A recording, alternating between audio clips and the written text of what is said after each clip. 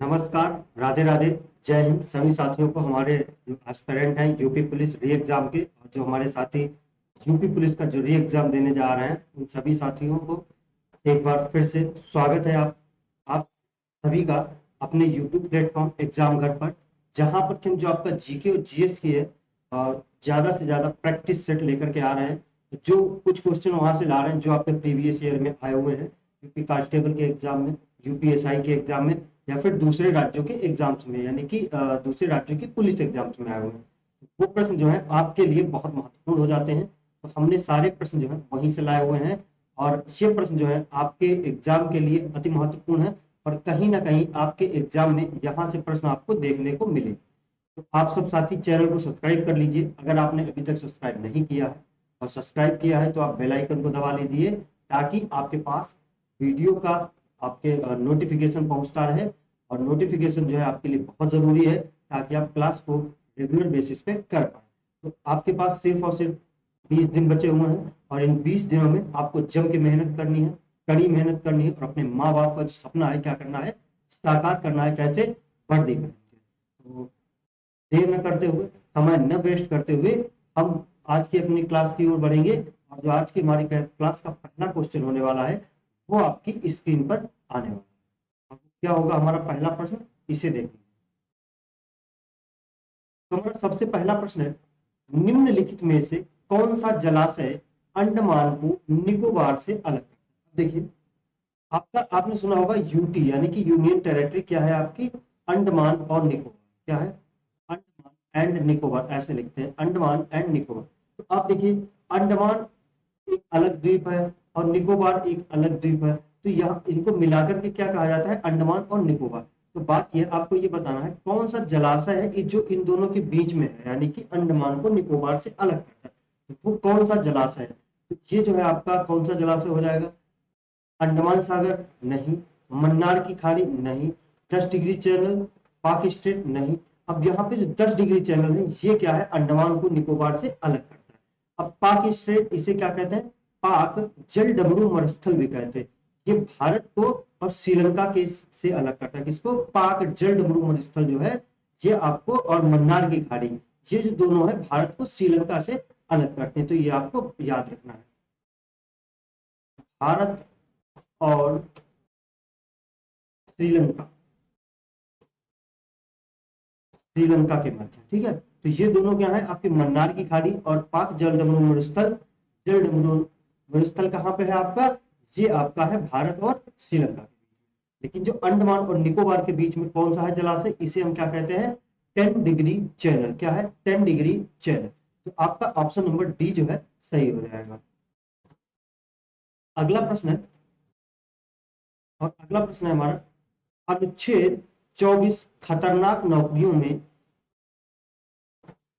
किससे कम आयु के बच्चों को रोजगार पर रोक लगाता है? यानी कि अनुच्छेद आपके 24 में कहा गया है बाल श्रम पर रोक, यानी कि उसमें एक एज डिफाइन की गई है कि इस एज से नीचे आप खतरनाक नौकरी, जैसे आपका खदाने हो गए, बड़े कारखाने हो गए, इन सब जगहों पे आप उन्हें नौकरी पे नहीं लगा सकते हैं।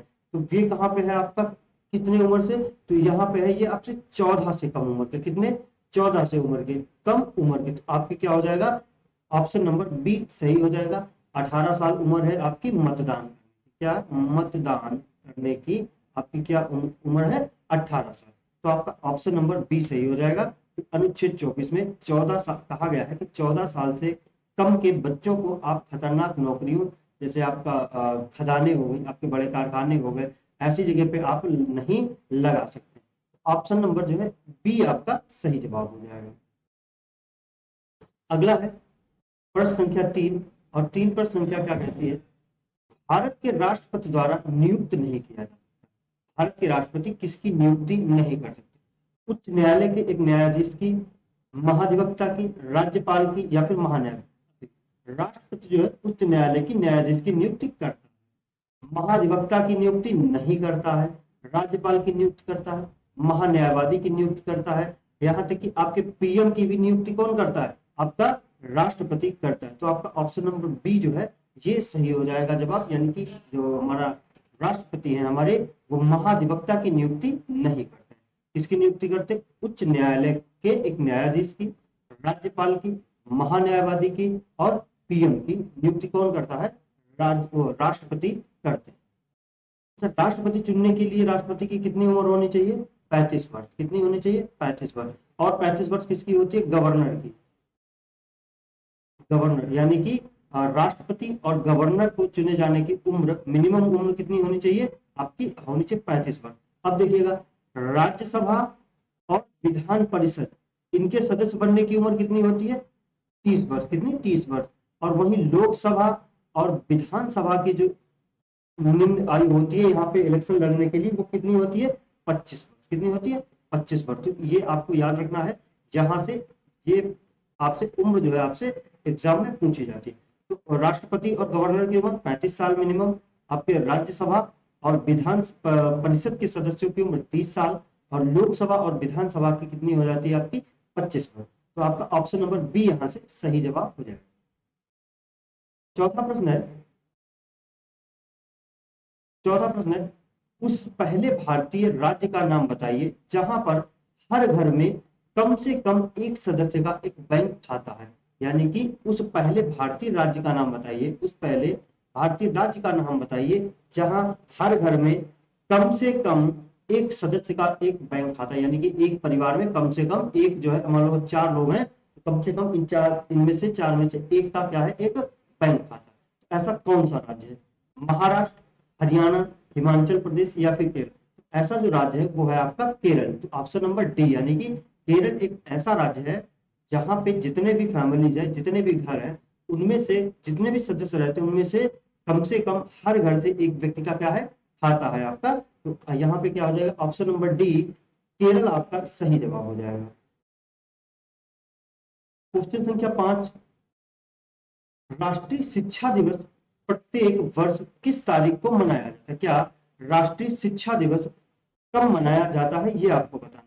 27 अक्टूबर को, 27 अक्टूबर को मनाया जाता है, 1 मार्च को मनाया जाता है, या फिर 8 मार्च को मनाया जाता है, या फिर 11 नवंबर को मनाया जाता है? ये आपको बताना है। बताइए। देखिए, 1 मार्च को मनाया जाता है जीरो डिस्क्रिमिनेशन डे, यानी कि शून्य भेदभाव दिवस। शून्य भेदभाव दिवस क्या मनाया जाता है? शून्य भेदभाव दिवस मनाया जाता है आपका कब? 1 मार्च को मनाया जाता है। 1 मार्च को आपको मनाया जाता है शून्य भेदभाव दिवस। क्या मनाया जाता है? शून्य भेदभाव दिवस। और आज 11 नवंबर को क्या मनाया जाता है? 11 नवंबर को आपका मनाया जाता है राष्ट्रीय शिक्षा दिवस। क्या मनाया जाता है? राष्ट्रीय शिक्षा दिवस। तो आपका ऑप्शन नंबर डी जो है सही जवाब हो जाएगा। और आपका जो 8 मार्च है, इस दिन क्या मनाया जाता है? आपका इस दिन मनाया जाता है वुमेन्स डे। क्या मनाया जाता है? महिला दिवस। महिला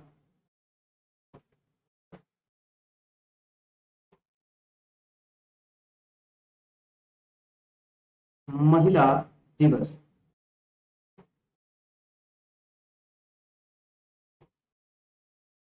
महिला दिवस जो है आपका कब मनाया जाता है? 8 मार्च को। तो 11 मार्च को आपका हो गया क्या? 11 मार्च को हो गया राष्ट्रीय शिक्षा दिवस। 1 मार्च को आपका हो गया शून्य भेदभाव दिवस, यानी कि जीरो डिस्क्रिमिनेशन डे। 8 मार्च को हो गया आपका महिला दिवस। और आपका क्या 11 नवंबर को आपका क्या हो गया? 11 नवंबर को आपका ऐसा कोई डे नहीं थी, इन्फेंट्री डे करके होता है, वो आपके लिए इतना महत्वपूर्ण जो है, सॉरी 11 नवंबर को आपका होता है राष्ट्रीय शिक्षा दिवस। 27 अक्टूबर को जो है आपका जो डे है इन्फेंट्री दिवस करके है, वो आपका इतना महत्वपूर्ण नहीं। ये हो गया आपका पांचवें का डी पार्ट। क्या? पांचवें का आपका हो गया डी वाला ऑप्शन आपका सही जवाब हो गया। अगला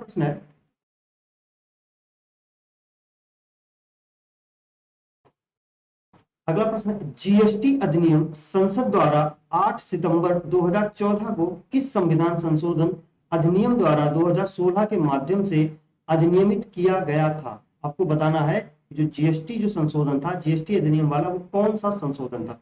97वां, 84वां, 101वां या फिर 114वां? ये आपको बताना है कौन सा आपका संविधान संशोधन। तो जो आपका जीएसटी वाला, अब सबसे तो पहले देखिए,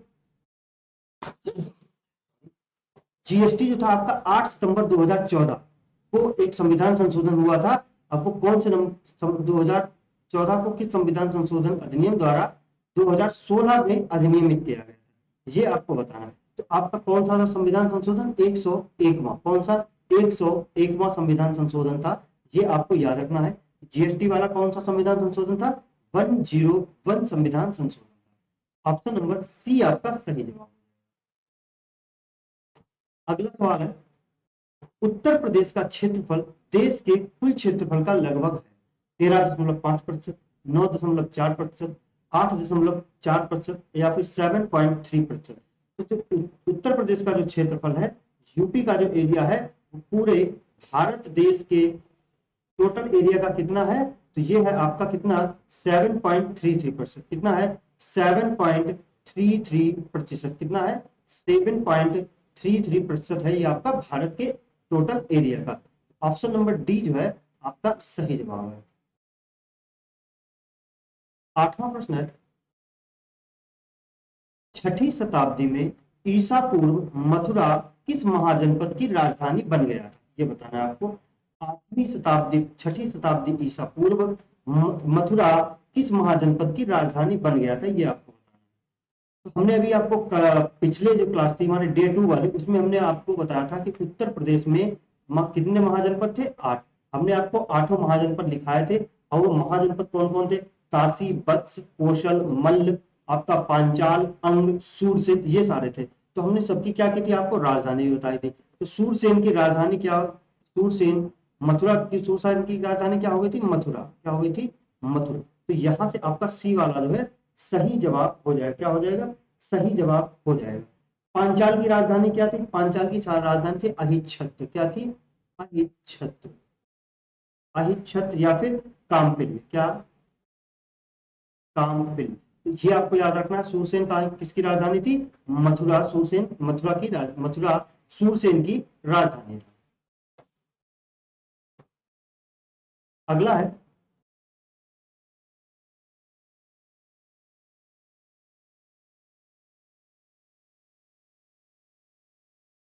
उत्तर प्रदेश दैनिक समाचार पत्र हिंदुस्तान, दैनिक समाचार एक पत्र था उत्तर प्रदेश का जिसका नाम था हिंदुस्तान। ये 1887 में इसका संपादन हुआ था। पूछा है इसके संपादक, इसके संपादक कौन थे? महावीर प्रसाद द्विवेदी, पद्मनाभ पन्नालाल बख्शी, भारतेंदु हरिश्चंद्र या फिर मदन मोहन मालवीय। 1887 में आपका हिंदुस्तान आपका समाचार पत्र था दैनिक वाला, इसके संपादक थे आपके मदन मोहन मालवीय। कौन थे? मदन मोहन मालवीय। ये प्रश्न जो है आपके एग्जाम में पूछा जा चुका है, तो इसलिए आप इसको एक बार याद रखेंगे। अगला है, उत्तर प्रदेश में सभी आधिकारिक कार्यों में हिंदी का उपयोग करने के लिए किस वर्ष इसे कानूनी रूप से बाध्यकारी बना दिया गया था? ये आपको बताना है। 1947 में, 1951 में, 1968 में या फिर 1977 में? इसका ऑप्शन नंबर बी जो है ये हो जाएगा सही कि 1951 में हिंदी को क्या है सभी आधिकारिक कार्यों के लिए क्या कर दिया गया था? बाध्यकारी बना दिया गया था। तो ऑप्शन नंबर बी इसका सही जवाब। अगला प्रश्न है, निम्नलिखित में से कौन अकबर के दरबार में एक प्रमुख चित्रकार थे? ये बताना है। मीर मुसाफिर, दोस्त मोहम्मद, दसवंत या फिर मीर सैयद अली, यानी कि अकबर के दरबार में कौन थे प्रमुख चित्रकार, वो कौन थे? तो ये थे आपके दसवंत, और यहाँ पे दसवंत ऐसे लिखा जाएगा, दशवंत। ठीक है, तो दसवंत जो थे क्या कौन थे? आपके अकबर के दरबार में प्रमुख चित्रकार थे। तो ऑप्शन नंबर सी आपका जो है इसका सही हो जाएगा। अगला प्रश्न है, हैदराबाद के एक प्रमुख संगीतकार थे जिन्होंने शास्त्रीय संगीत में टप्पा शैली विकसित की थी। मुश्तरी बाई, खुशी महाराज, मेहदी खान या फिर मियां गुलाब नबी स्टोरी, मियां गुलाब नबी। ठीक है, तो बताइए कौन थे? तो जो टप्पा शैली का इनका गायन था, और ये कहाँ पे थे? फैजाबाद के कौन थे? मियां गुलाब नबी सोरी। स्टोरी नहीं, मियां गुलाब नबी सोरी। तो ऑप्शन नंबर 4 जो है डी जो है आपका सही है कि फैजाबाद में ये थे, और इन्होंने टप्पा शैली संगीत का क्या किया था? विकसित किया था। अगला प्रश्न, अगला प्रश्न है, निम्नलिखित में से कौन सा बुंदेलखंड का एक लोकप्रिय गीत है? यानी कि बुंदेलखंड का कौन सा एक लोकप्रिय गीत है, ये आपको बताना है। बुंदेलखंड का कौन सा एक लोकप्रिय गीत है, ये आपको बताना है।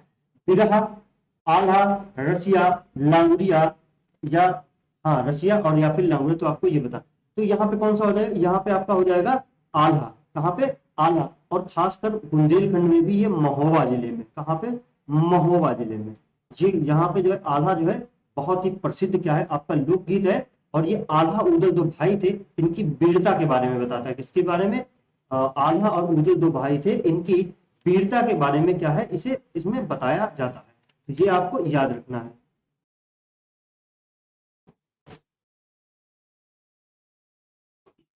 आधा आपका हो गया कहाँ का, आधा जो है आपका हो गया बुंदेलखंड का या फिर महोबा का। अब देखिए एक बिरहा है, बिरहा। तो बिरहा आपका कहाँ का है, बिरहा है पूर्वांचल का। कहाँ का है, पूर्वांचल का है। कजरी, क्या है, कजरी। आपको कुछ हम लिखे दे रहे हैं जो बहुत महत्वपूर्ण। कजरी कहाँ का है, कजरी आपका है मिर्जापुर का। कहाँ का है, मिर्जापुर का। ठीक है। रशिया, रसिया है आपका ब्रज क्षेत्र का, ब्रज क्षेत्र का। और लांगुड़िया ये है आपका अवध क्षेत्र का। कहाँ का है, अवध क्षेत्र का। ये आपका क्या है, आपका लोक लोक गीत है। तो ये आपको बात याद रखनी है। अगला है,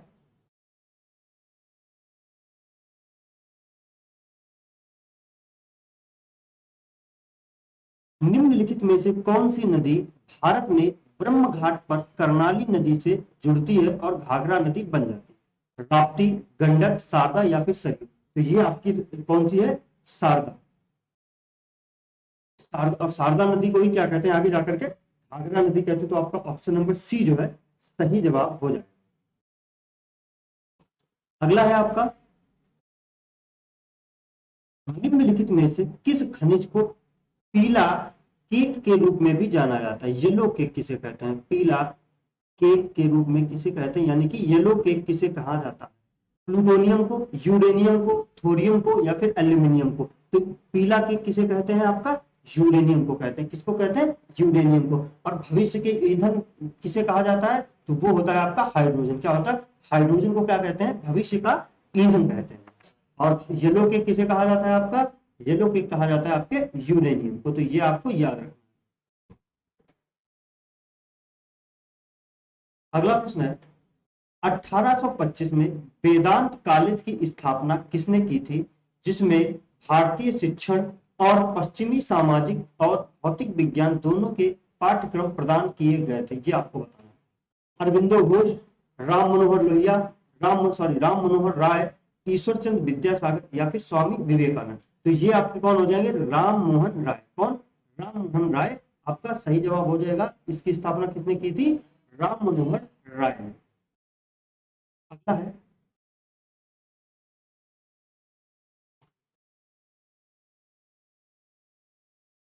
निम्नलिखित में से कौन सा देश अतीत में सिलोन के नाम से जाना जाता है। क्या सिलोन के नाम से जाना जाता था, मालदीव्स, श्रीलंका, मॉरिशस या फिर सूरीनाम। तो सिलोन के नाम से कौन जाना जाता था, और वो है आपका श्रीलंका। क्या है, श्रीलंका। श्रीलंका को पहले क्या कहते थे, सिलोन के नाम से भी जानते थे। तो ऑप्शन नंबर बी जो है आपका सही जवाब हो जाएगा।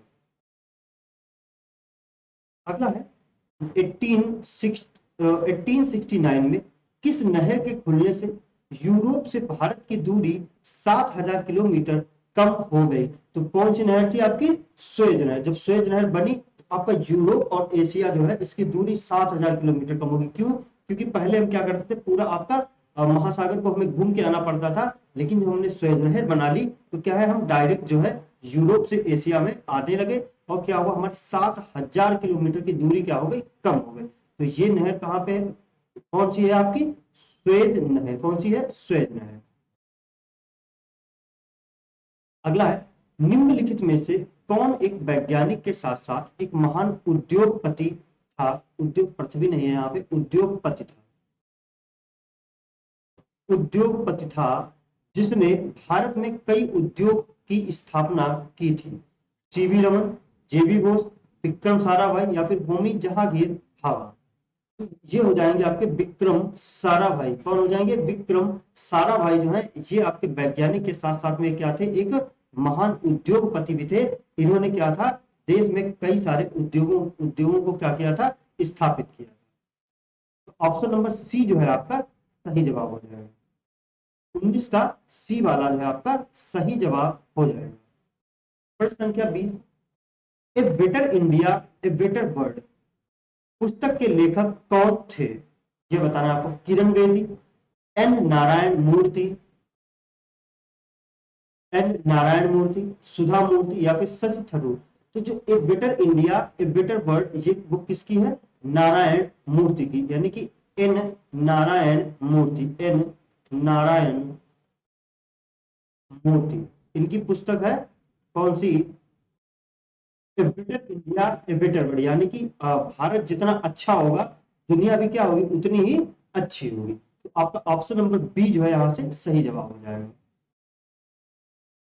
अगला है, इनमें से कौन सी एक रोपण फसल नहीं है, यानी कि कौन सी फसल है जिसकी रुपाई नहीं की जाती। काफी काफी कैसी फसल है आपकी, एक रोपण फसल है। कैसी है, रोपण फसल है। चाय, चाय भी रोपण फसल है। काजू, काजू भी रोपण फसल है। लेकिन बाजरा जो है आपका क्या है, ये डायरेक्ट बोया जाता है। और रोपण फसल में कौन सा आ जाता है, धान, गन्ना, ये सब क्या है आपकी रोपण फसल है। कैसी है, रोपण फसल है। तो ये आपको याद रखना है।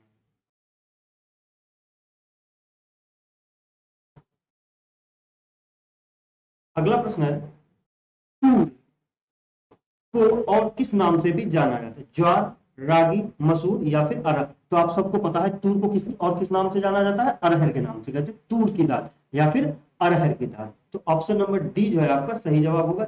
ये आपके एग्जाम में अभी पिछली पिछली बार क्या है प्रश्न आया हुआ। अगला है, भारत में राष्ट्रीय हिंदी दिवस कब मनाया जाता है। भारत में राष्ट्रीय हिंदी दिवस कब मनाया जाता है, 14 सितंबर, 14 नवंबर, 14 जून या फिर 14 दिसंबर।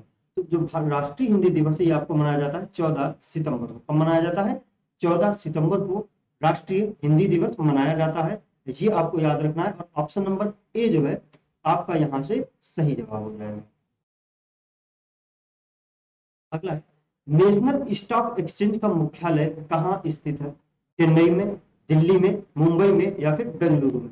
और इसे भी किसे क्या कहते हैं, एनएससी भी कहते हैं, एनएसई, नेशनल स्टॉक एक्सचेंज। क्या, नेशनल स्टॉक एक्सचेंज। तो इसका जो मुख्यालय है ये है आपका कहाँ पे, मुंबई में। कहाँ पर है, मुंबई में है आपका एनएससी का मुख्यालय। तो ऑप्शन नंबर सी जो है आपका सही जवाब हो जाएगा।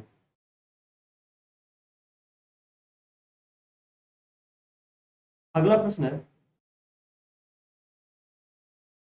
कौन एक रंगीन और मंत्रमुग्ध मेला है जो उत्तर प्रदेश के मेरठ में प्रत्येक वर्ष होली के कुछ दिनों के बाद आयोजित किया जाता है। कुंभ मेला, नौचंदी मेला, गंगा मेला या फिर सीकरी मेला। ये आपको बताना है कौन सा मेला जो है आपका वो क्या है, मंत्र मुग्ध कर देने वाला कैसा है, आपका रंगीन मेला है। और ये प्रत्येक वर्ष मेरठ में होली के कुछ दिनों बाद आयोजित किया जाता है, ये आपको बताना है। तो ये आपका कौन सा हो जाएगा, नौचंदी मेला। कौन सा मेला हो जाएगा, नौचंदी मेला। कौन सा मेला, नौचंदी मेला, ये आपका हो जाएगा। अब देखिए कुछ और मेला देखिए जो आपकी क्या है एग्जाम के लिए बहुत ही महत्वपूर्ण है। देखिए सोरो मेला, कौन सा,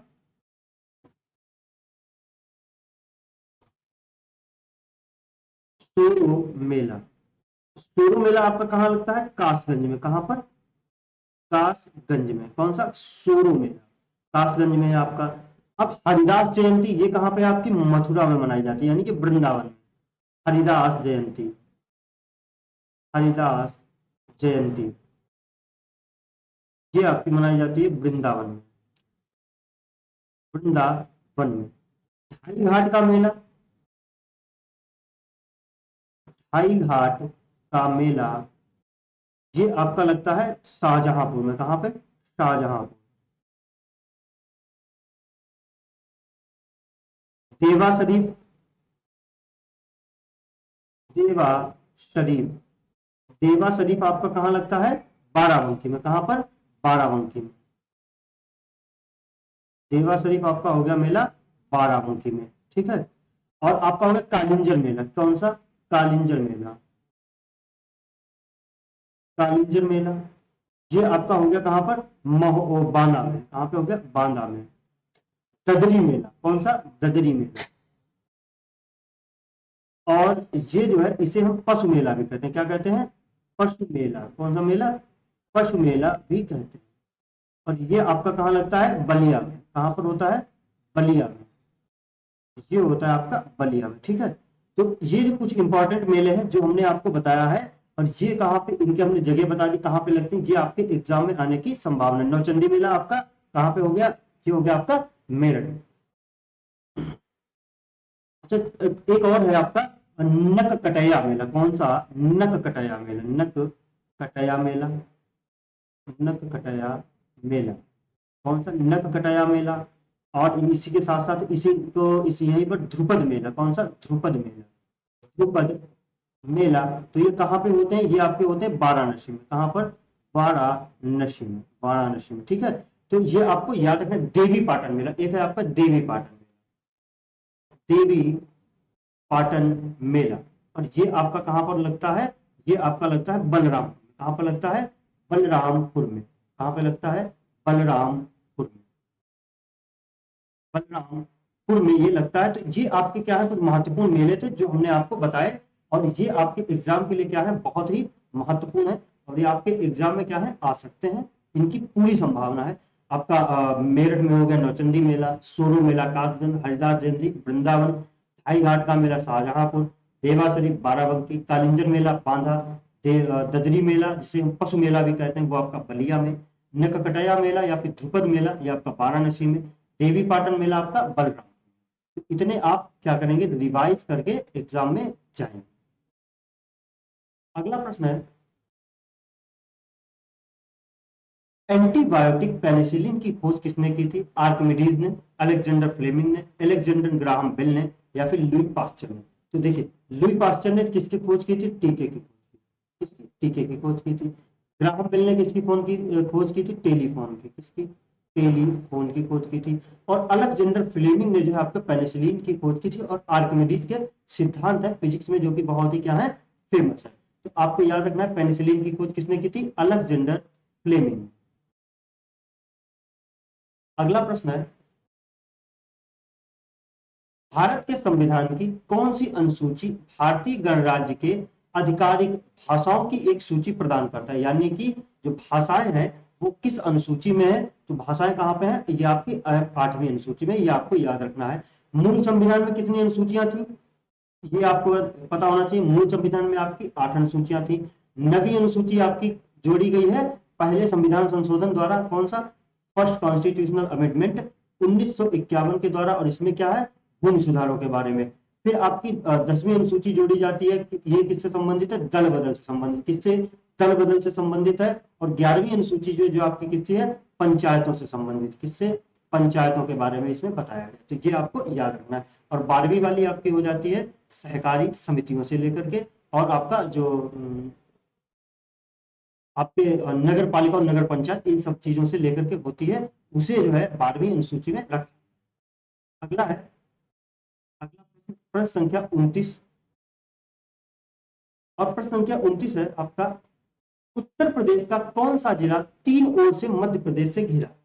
झांसी, ललितपुर, प्रयागराज, या फिर कौशाम्बी? तो तीन ओर से जो जिला हमारा उत्तर प्रदेश का घिरा है मध्य प्रदेश से, तो वो कौन सा है? ललितपुर। कौन सा है? ललितपुर जिला जो है आपका, ये जो है आपका मध्य प्रदेश से तीन तरफ से घिरा हुआ है। ये आपको याद रखना है। और एक खासियत और है ललितपुर की, कि ललितपुर एक ऐसा जिला है जो सिर्फ एक ही दूसरे जिले से सीमा बनाता है। वो कौन सा है? झांसी। ललितपुर क्या है, सिर्फ और सिर्फ झांसी जिले से सीमा बनाता है। बाकी इसके अलावा में किसी दूसरे जिले से सीमा नहीं बनाता। तो आपका ऑप्शन नंबर बी जो है सही होगा।